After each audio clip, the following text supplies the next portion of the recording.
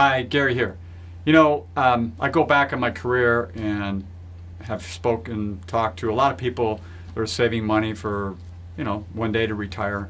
And they'll say, hey, $2 million will make me happy. And then 10, 15 years later, no, $5 million will make me happy. And then about 10 years later, well, I think I need $10 million. And you kind of go, what's going on there? And it's kind of interesting in that, you can kind of approach money from a lot of different ways. You can approach it from the scarcity standpoint where, oh my gosh, more is better and more is better until eventually I just can't do it anymore. I can't work anymore.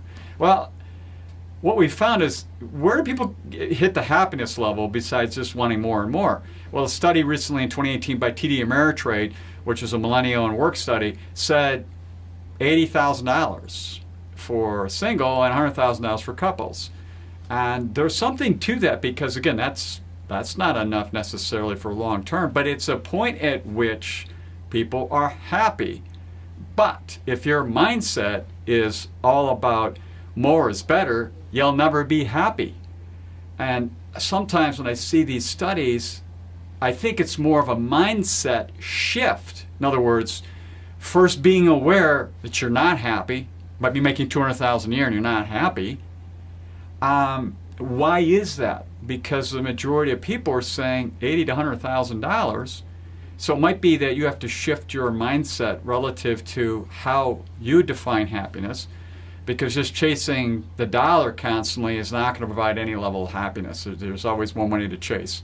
And we have found, study-wise, that only 5% of the population, at least in the United States, actually keeps wanting to accumulate more money for money's sake.